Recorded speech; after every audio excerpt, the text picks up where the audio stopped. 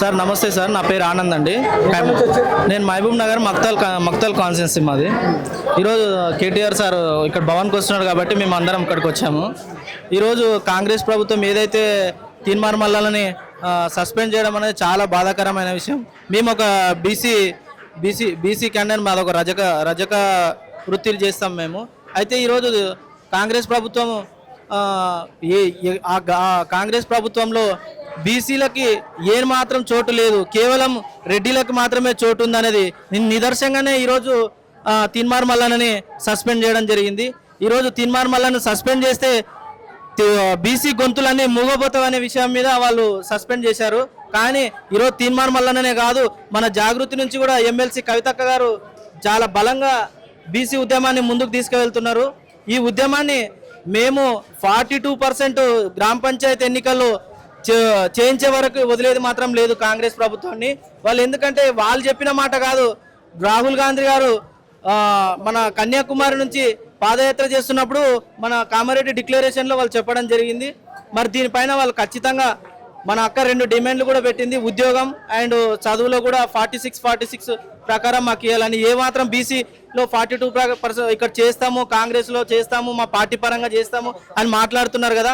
ఈరోజు పార్టీ పరంగా చేయడం అంటే ఈరోజు కాంగ్రెస్ ప్రభుత్వం పార్టీ పరంగా బీసీలకు ఇవ్వచ్చు గ్రామంలో, మరి అదే గ్రామంలో జనరల్గా వచ్చి ఉంటుంది. మరి నేను ఒక బీసీ క్యాండిడేట్ని నేను సర్పంచ్గా పోటీ చేయాలనుకుంటున్నా, నా పైన బీసీ క్యాండిడేట్ ఒక రెడ్డి సామాజిక వర్గం ఉన్న డబ్బున్న వ్యక్తి పోటీ చేసిందంటే అప్పుడు ఆయనని నేను బలంగా తట్టుకోలేను కదా. అందుకని అట్లా కాకుండా ఈరోజు కాంగ్రెస్ కానీ బీజేపీ అన్ని పార్టీలు మద్దతుతోన మరి అసెంబ్లీలో బీసీ గ్రామ పంచాయతీ ఎన్నికల్లో 42% రిజర్వేషన్ కల్పించి మరి దీన్ని కేంద్ర ప్రభుత్వానికి వెంటనే పంపేయాలి. వాళ్ళు ఏమంటున్నారు, కేంద్ర ప్రభుత్వం చేయట్లేదు, మేము మాత్రమే చేస్తాము అని అంటున్నారు. ఇదంతా బూటుకమైన మాటలు.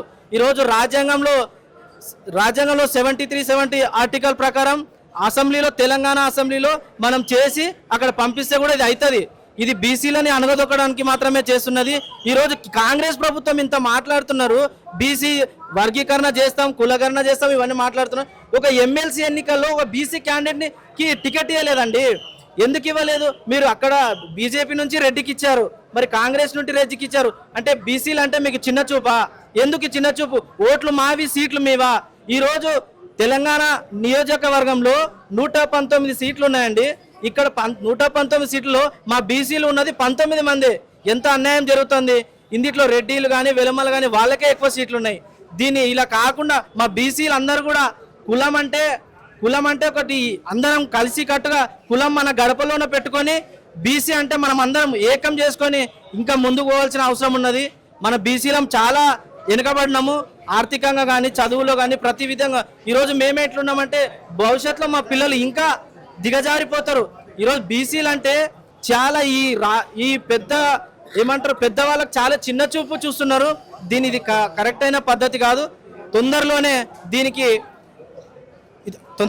దీన్ని 42% పంచేంత వరకు కూడా మేము వదిలిపెట్టేది లేదు ఈ కాంగ్రెస్ ప్రభుత్వాన్ని. బీసీల గురించి పోరాడే నాయకుడు ఎవరు లేరంటారా?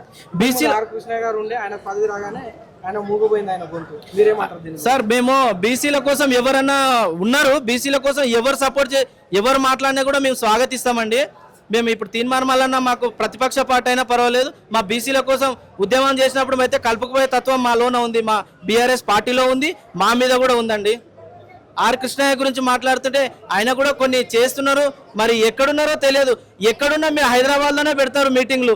మరి మీరు వచ్చి ఒక నియోజకవర్గంలో వచ్చి మీటింగ్లు పెడితే మేము ఎక్కడి నుంచో వచ్చాము, అట్లాంటి మాకు కూడా కొంచెం ఏందనే అవగాహన కూడా తెలుస్తుంది. కాబట్టి మీరు ఎవరైతే ఉద్యమాలు చేయాలనుకుంటున్నారో ప్రతి నియోజకవర్గంలో వచ్చి చేయాలని కూడా కోరుతున్నానండి. ఈరోజు కాంగ్రెస్ ప్రభుత్వము 119 సీట్లలో 19 మాత్రమే మా బీసీలు ఉన్నారు. ఆ బీసీలలో కూడా మేము మక్తల్ నుంచి వచ్చామండి. దాంట్లో మా నియోజకవర్గంలో కాంగ్రెస్ పార్టీ గెలిచింది. ముదిరాజ్ ముద్దుబిడ్డ అయినటువంటి వాక్టి శ్రీహరి గారు గెలిచారు. గతంలో గవర్నమెంట్ వచ్చినప్పటి నుంచి చెప్తున్నారు మీకు మంత్రి పదవి ఇస్తాం, బీసీలకు మంత్రి పదవి ఇస్తామని చెప్పారు. అదేవిధంగా ఎంపీ ఎలక్షన్లో మహబూబ్ నగర్లో ప్రత్యేకంగా సీఎం ఉమ్మడి జిల్లాలోకి వచ్చి ప్రత్యేకంగా చెప్పడం జరిగింది. ముదిరాజులకు మేము ఖచ్చితంగా మంత్రి పదవి ఇస్తామని ఇప్పటి వరకు ఇవ్వడం లేదు. ఇదంతా బూటకాంటం. బీసీలను మోసం చేయాలని, మా బీసీల ఓట్లు వేయించుకోవాలని వీళ్ళన్ని బూటకాలు మాట్లాడుతున్నారు. ఖచ్చితంగా మా ముదిరాజు ముద్దుబిడ్డ అయినటువంటి వాకిటి శ్రీహరి గారికి కూడా మంత్రి పదవి ఇవ్వాలని ఈ బీసీల తరపు నుంచి మేము పార్టీలు వేరైనా బీసీలమంతా ఒక్కటనే విషయాన్ని గుర్తు చేస్తున్నాం ఈ కాంగ్రెస్ ప్రభుత్వానికి. సమగ్ర కుటుంబ సర్వేలో కేసీఆర్ గారు చూపెట్టినట్టే అంతే జనాభా చూపెట్టారు. అప్పటికి ఇప్పటికి జనాభా పెరగదా? ఒక 10 సంవత్సరాలకి ఇప్పటికి జనాభా పెరగదా? సార్ 2000 చూపెడుతున్నాడు కదా, బీసీలకు చేస్తున్నాడు కదా. సార్ 2014లో కేసీఆర్ గారు ఒక సర్వే చేశారు. ఒక్క రోజుల్లోనే సర్వే చేశారు. దాని రిపోర్ట్ మాత్రం మా బీసీల పర్సంటేజ్ వచ్చేసి 52% వచ్చింది. వీళ్ళేమో నెల నుంచి చేస్తున్నారు. ఇప్పుడు మొన్నటి వరకు చేసిర్రు. దాంట్లో ఏముంది, బీసీల పర్సంటేజ్ ఏం చెప్పిండు, మొత్తంగా అన్ని కలిపితే 46% మాత్రమే బీసీలు ఉన్నారని చెప్తున్నారు. మరి కేసీఆర్ చేసినప్పుడేమో 52 ఉంది. మరి ఉన్న బీసీలు చనిపోయినరా లేకుంటే దేశాలు వెళ్ళిపోయినరా, ఎటు పోయినరు మాకే అర్థం కావట్లేదు. ఎక్కడన్నా కానీ సంవత్సరం చేంజ్ అవుతున్నట్లు జనాభా అనేది పెరుగుతూ ఉంటుంది. కానీ జనాభా ఎట్లా తగ్గుతుంటుంది సార్? జనాభానే తక్కువ చేసి చూపెడుతున్నాడు బీసీలది. అదే బీసీలకు సార్, ఇప్పుడు బీసీలను ఎక్కువ చూపించడం వల్ల వాళ్ళకి వచ్చింది ఏంటంటే బీసీలంతా ఏకమవుతారు, వీళ్ళంతా ఒకటైపోతారు. రాబోయే ఎలక్షన్లో మా పార్టీలకు ఏం పుట్టగతలు ఉన్నాయి. ఇప్పుడు ముఖ్యంగా మా శ్రీహరి గారు అలాంటి వాళ్ళకు కూడా పదవి ఇచ్చినామంటే వీళ్ళు బీసీలు రెచ్చిపోతారు, ఏదో అయిపోతుంది, మా సీట్లన్నీ గుంజుకుంటారు, మాకు మా సీట్లను కూర్చోవడానికి కూడా లేకుంటుంది మాకు అనే వాళ్ళు అదే ఉద్దేశంతోనే మా బీసీలను తక్కువ చేసి చూపిస్తున్నారు సార్. మాకు రేవంత్ రెడ్డి పరిపాలన, కేసీఆర్ పరిపాలన చాలా తేడా ఉంది. మరి ఒక బీసీలలో బీసీ ఆత్మబంధు అయినటువంటి కేసీఆర్ గారు మా కులవృత్తుల కోసము ఒక ముదిరాజులకు చేపలు ఇవ్వడం కానీ, కురుములకు గొర్రెలు ఇవ్వడం కానీ, ఒక నాయన బ్రహ్మలకు, ఒక రజకులకు కరెంట్ ఇవ్వడం కానీ, ₹1,00,000 ఆర్థిక వనరులకు సాయం చేయడం కానీ ఇలాంటివి చాలా చేశారండి. ఇంకా బీసీల కోసం అంటే ఇప్పుడు రెసిడెన్సీ స్కూల్ కట్టారు బీసీల కోసమే కదండి, డబుల్ బెడ్రూమ్ ఇల్లు కట్టారు బీసీల కోసమే కదండి, ఇప్పుడు మెడికల్ కాలేజీలు పెట్టారు బీసీల కోసమే. ఇప్పుడు అందరూ అంటారు కాంగ్రెస్లో ఉన్న వాళ్ళు బీసీల కోసం ఏం ఉద్ధరించిందంటే ఇది ఉద్ధరించినట్లు కాదా? ఈరోజు ఒక రోజు బీసీలు అంటే ఒక్క పూట అన్నం పెడతారంటే గంట సేపు లైన్లో నిలబడతారండి. అసొంటి పేదవాళ్ళం మేము బీసీలం అంటే. ఎందుకు మీకు ఈ చిన్న చూపు? మా కోసం మీరు తీసుకురండి. కేసీఆర్ గారు ఎన్నో పథకాలు తెచ్చారు మా బీసీల కోసం. మీరు అలాంటి పథకాలు తీసుకొచ్చి మమ్మల్ని పైకి తీసుకొచ్చేటట్టు పని చేయండి సార్. మీరు అధికారం వచ్చింది, మేము సీఎం అయ్యాం, బీసీలో ఓట్లు వేసుకున్నాం, ఓట్లు మేము వేస్తే సీట్లు మీరు ఎక్కి కూర్చున్నారు. మరి మా కోసం ఆలోచించే తత్వం లేదా సార్ మీకు?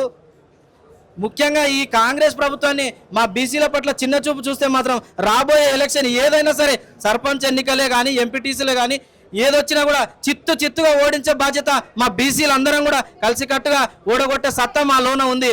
జై తెలంగాణ, జై కేసీఆర్.